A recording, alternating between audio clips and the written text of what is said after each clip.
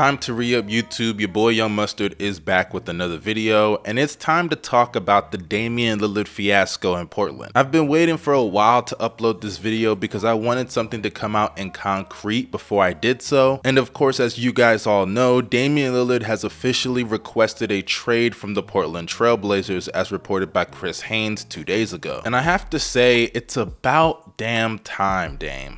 Thank you so much for finally coming to your senses and requesting a trade from the Blazers. Now, I've grown to the point that I understand why Damian Lillard wanted to stay. He was comfortable in Portland, he loved the city, he wanted to raise his kids there, and he just wanted to earn something with the franchise that drafted him. I can respect that. But if Damian Lillard is serious of winning a championship, he has to understand that Portland is just not the place to do so. You could argue that Damian Lillard is just not good enough to lead that team or any franchise towards championship, but we will really never know that because Portland has just not put Dame in the right position to succeed. When you go from having LaMarcus Aldridge by your side to then CJ McCollum for basically half a decade, I don't think that anybody is going to win a championship under those circumstances, especially when you throw in the fact that Damian Lillard is a 6'2" point guard. He's not LeBron or Giannis or Jokic that's big, lengthy with size, so the odds were already stacked against him. It's so weird because Portland had so many opportunities to fix this roster and build better around Damian Lillard, and they just failed to do so. After being swept by the Pelicans, it should have been very clear that that team was so far away from a championship. And ironically, even though they did make the conference finals the year after, I think we can all say they were very fortunate to run into the matchups that they had, and that was obviously an outlier season where the Dame and CJ pairing peaked. They then go through a couple of years of losing in the first round and doing a bunch of nothing. Dame had a historic performance against the Nuggets, and then CJ McCollum on cue steps out of bounds, and everybody is wondering, is this the time for Damian Lillard to request that trade? But nah, man, Dame is still not running from the grind. Instead, he ends up getting hurt the next year, and they decided to move on from CJ McCollum probably a year or two too late, which was shown on the nasty return they got, which was Josh Hart, Nickeil Alexander-Walker, Thomas Satoransky, Didi Louzada, and a protected first round pick and a couple of seconds. They basically got nothing for CJ McCollum, considering that Josh Hart and Nickeil Alexander-Walker aren't even on their team anymore. But thankfully, due to them being so trash, they land Shaedon Sharpe in the draft. And not only did they land Shaedon Sharpe as a result of Dame being injured, but Anthony Simons was finally able to step up into that star point guard role and play the best basketball of his career. Which brings us to this season, as in the offseason they were able to also sign Jeremy Grant. And with Anthony finally stepping up into his role alongside Josh Hart, Jeremy Grant, and Damian Lillard returning, one would think at the bare minimum they would be a play-in team. But unfortunately, they didn't even sniff the play-in, as the Blazers finished off this year only winning 33 games and being 13th in the Western Conference. Offensively, they were below average, finishing 19th in points per game and 18th in offensive rating. But the real issue for this team was the fact that they were a bottom 10 defense in the league, finishing 23rd in opponents' points per game and 27th in defensive rating. This team couldn't guard anything, whether on the perimeter with another undersized backcourt of Dame and Anthony Simons, or at the rim with Nurkic. The fact of the matter is, the team just didn't have the facilities to compete with anybody in the league. And in the process, Damian Lillard was playing the best basketball of his career. I mean, I could say the season averages, but I think a lot of you know. But there was about a 30-game stretch from January up until March where Damian Lillard looked like one of the best offensive players I have ever seen in my life. As in those 30 games, he averaged 37 points a game, 7 assists, 5 rebounds, shot 49% from the field, 39% from 3 on nearly 12 attempts a game, and 93% at the free throw line, which equates to a true shooting percentage of 68%.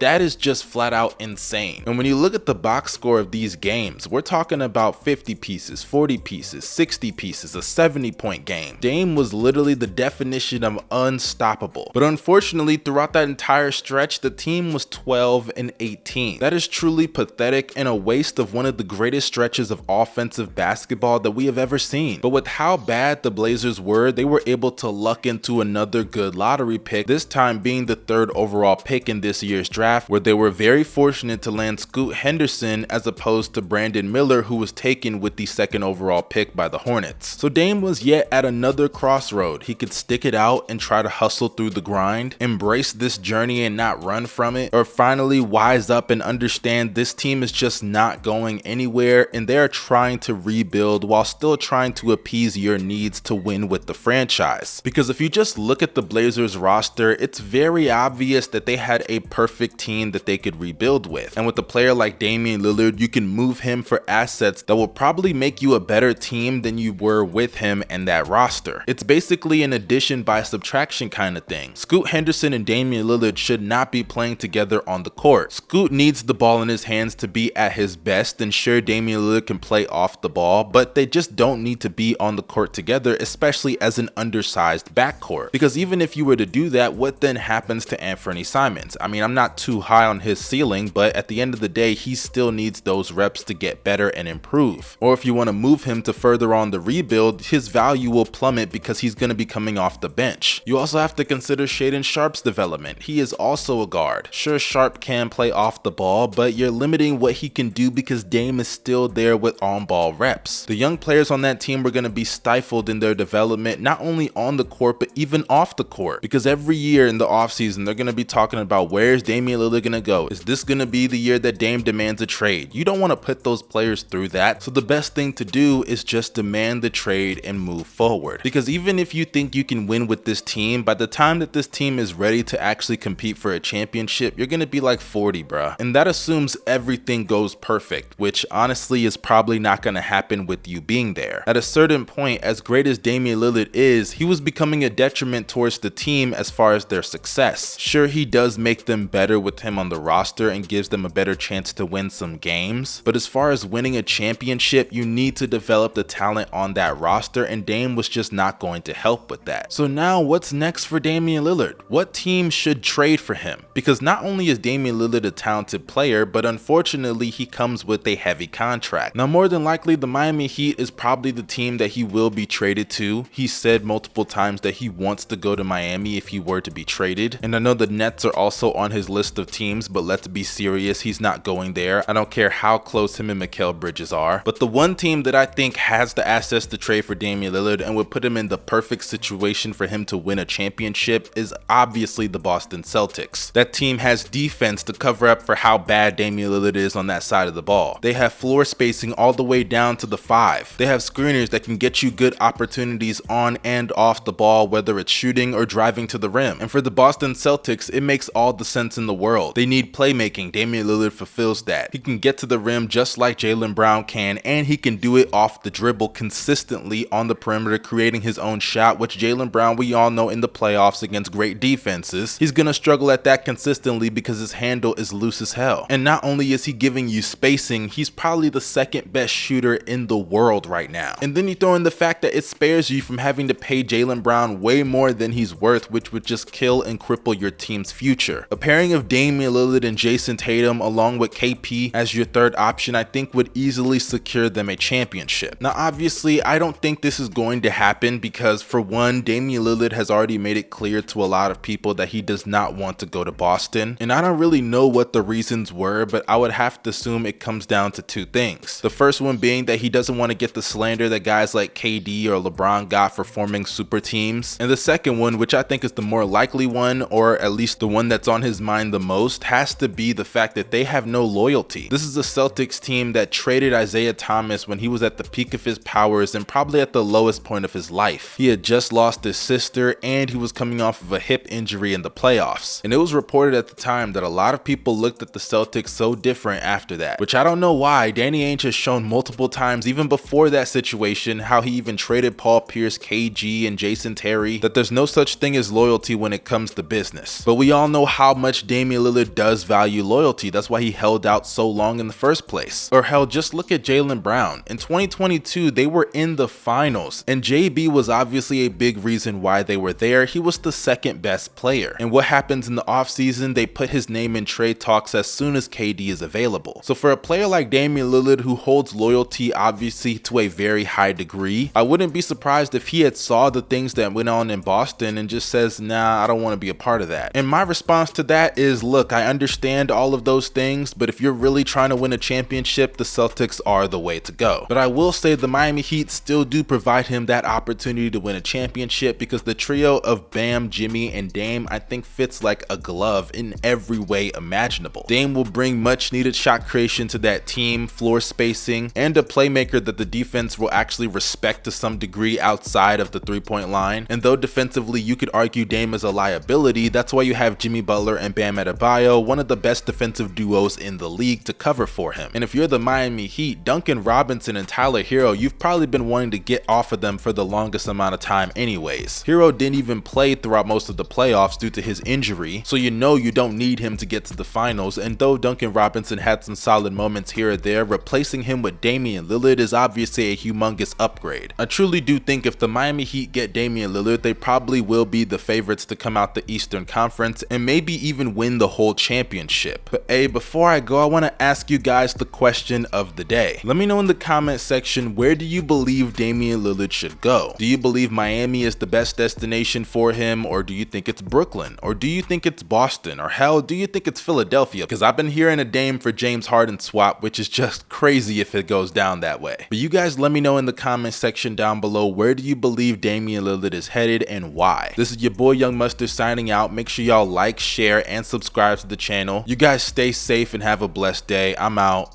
Peace. Get some in now, let your edge out. To some iceberg, you'll be heavy in my mind. Can you get the heck out? I need rest now, got me bummed out. You so you